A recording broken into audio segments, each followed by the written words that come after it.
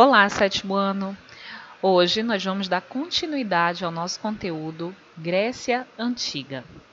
Na primeira aula, nós conversamos um pouco sobre o surgimento das polis, o surgimento da democracia, conceitos como aristocracia, isonomia, dentre outros. Hoje nós vamos dar prosseguimento ao conteúdo da Grécia, enfocando aí no período chamado de Grécia Clássica, correspondente ao período das guerras da Grécia Antiga, e também o período helenístico, que corresponde à invasão do Império Macedônico, juntamente com uma nova cultura que você vai conhecer já já.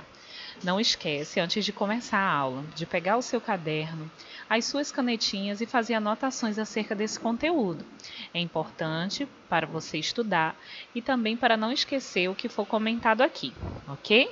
Então vamos lá, vai lá pegar suas coisas para iniciar os seus estudos. Na Grécia Antiga, uma das principais características e que as pessoas adoram estudar é com relação à cultura e à religião dos gregos. Os gregos, eles acreditavam em mitologias.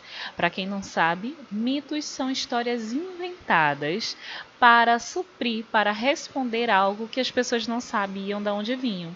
Por exemplo, de onde surgiu o universo? Os gregos faziam mitos para explicar algo que ninguém sabia.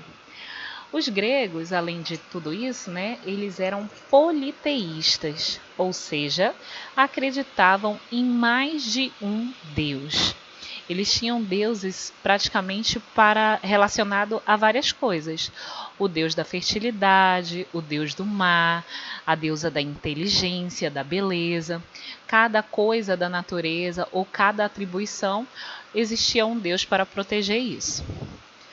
Um dos deuses mais importantes, na verdade era o deus mais importante e o pai de todos os outros deuses, era o Zeus, representado aí na figura que você está vendo.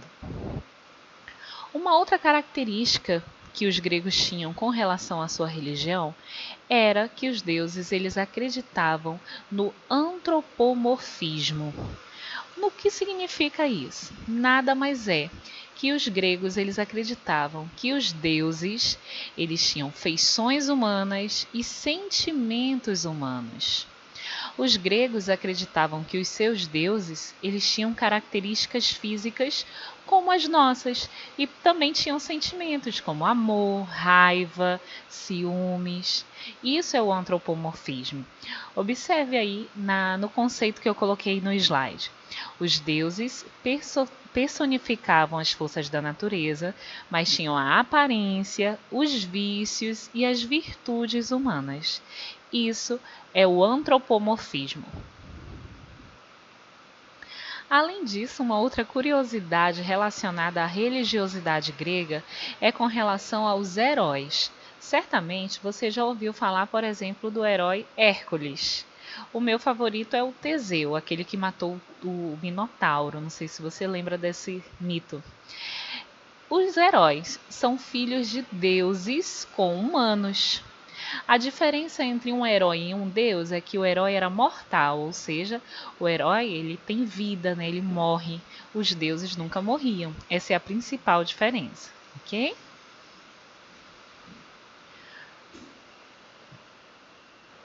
Bom, nós relembramos um pouquinho aí sobre a cidade de Atenas e vimos como era o processo político dessa cidade. Talvez você lembre lá no seu sexto ano que Esparta também tinha algumas características bem peculiares com relação à política. A principal delas é que eles eram bastante aristocratas. Bom, com o decorrer do tempo, essas duas cidades-estados elas entraram em inúmeros conflitos. Um dos conflitos mais famosos e mais conhecidos foi a Guerra do Peloponeso. Porém, essa guerra ela envolveu quase todas as cidades-estados e deixou a Grécia bem fraca no quesito proteção externa. Havia um reino, na verdade, o reino macedônico, bem próximo ali da Grécia, que se aproveitou deste período de instabilidade no qual as cidades-estados gregas estavam brigando e arrumou suas estratégias e invadiu as polis gregas. Então, observe. A Macedônia só conseguiu invadir o território grego porque se aproveitou do período de instabilidade causado pelas guerras nas cidades gregas e conseguiu essa fraqueza, através dessa fraqueza da Grécia, invadir o território e dominá-lo. O rei Filipe era o rei da Macedônia. Você deve ter ficado curioso aí com relação a essa imagem, né? Essa imagem é do rei Filipe da Macedônia. Ele tinha um olho com uma certa deficiência porque ele foi machucado com uma flecha. Na verdade, a história do rei Filipe é bem curiosa porque todos os livros historiadores retratam ele como um excelente guerreiro que sempre, inclusive ele tinha vários ferimentos pelo corpo, pelo braço, pelas pernas, todos causados em batalhas. Isso mostra aí como ele era guerreiro, né? Como ele estava sempre à frente aí do seu exército. Bom, foi o rei Filipe que iniciou esse processo de invasão ao território grego. Com o passar do tempo, o seu filho, na verdade, eu vou já falar do filho aqui, ainda é com relação ao rei Filipe. O rei Filipe, quando ele invadiu, ele teve até sorte, sabe? Porque os gregos não revidaram. Lembra que eu falei que eles estavam num período de instabilidade, de fraqueza? As cidades gregas apoiaram a presença do reino macedônico. Apoiaram fornecendo soldados, navios, armas, tudo isso porque eles precisavam de uma liderança para organizar aquelas cidades, visto que eles estavam em constantes brigas e conflitos. Bom, com o passar do tempo, o rei Filipe foi assassinado em uma de suas batalhas e o seu filho, um importante personagem histórico aí, o Alexandre Magno, mais conhecido como Alexandre o Grande, terminou esse processo expansionista. Ele assumiu o trono quando ele tinha 20 anos. Há muitas histórias curiosas sobre o Alexandre Magno, mas eu não vou me estender por aqui. Mas se você gosta desse conteúdo, eu te sugiro dar uma pesquisada sobre o Alexandre Magno, o Alexandre o Grande da Macedônia, que você vai achar muita coisa interessante sobre ele, muita coisa curiosa. Ele assumiu o reino macedônico quando ele tinha 20 anos e em 11 anos ele simplesmente triplicou o tamanho. Triplicou não, estou sendo bem boazinha aqui, porque ele aumentou o reino, transformando em um império. Isso tudo em 11 anos. Dentre os territórios que Alexandre Magno conquistou, eu destaco aqui a Pérsia, o Egito, a Síria, a Mesopotâmia e parte da Índia. Olha só o quão expansionista foi o Alexandre Magno. Esse mapa aqui dá para você ter uma ideia. Tá vendo a parte verde? A parte verde era a parte do reino macedônico, quando o pai dele dominava e etc. A parte verde e laranja é todo o domínio que Alexandre Magno conseguiu. Daí você consegue ter uma noção do quão expansionista foi Alexandre Magno. Ele herdou muito da sua inteligência com relação à guerra do seu pai, né? Do convívio ali com o pai, que já era um guerreiro, né? Um excelente guerreiro. Certo?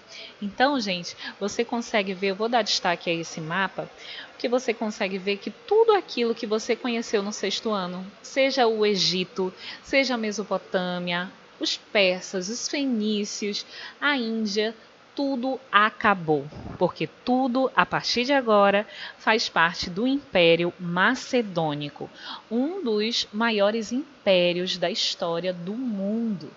Esse império ele foi dominado, ele foi dirigido por Alexandre Magno. O curioso é que Alexandre Magno ele exaltava a cultura de cada um desses lugares. Você é de imaginar que, como nós reunimos aqui vários territórios, nós temos várias culturas diferentes. Porém, Alexandre Magno ele incentivava a mistura dessas culturas. A gente vai já falar disso. Bom, Quando Alexandre Magno morreu, aconteceu aí a divisão desse império, e esse império foi dividido em diversos reinos, ok? Cada um desses reinos foi entregue aí a um dos generais de confiança de Alexandre Magno. Como eu estava falando, olha o que o slide diz. O Império Macedônico foi importante não apenas pelo domínio político e pela expansão militar, mas também por ter criado um novo ambiente cultural que possibilitava o contato entre os costumes. Você viu que vários povos agora moravam no Império Macedônico, né? E houve uma mistura desses povos, uma mistura dessas culturas. A cultura dos gregos foi misturada para outras regiões, assim como a cultura de outros povos foi misturada à cultura grega. Essa mistura de culturas nós chamamos de cultura helenística.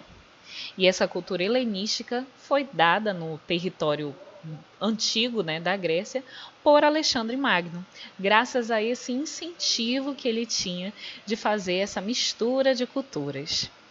Bom, para fixar esse conteúdo, você vai pegar o seu caderno, copiar essas 5 questões, é para copiar as questões no caderno e responder de forma caprichada, com cuidado e respostas completas. Para dúvidas e comentários sobre esse conteúdo, acesse o chat do AVA, que eu vou ter o maior prazer em te responder. Eu espero que você tenha gostado dessa aula e até a próxima!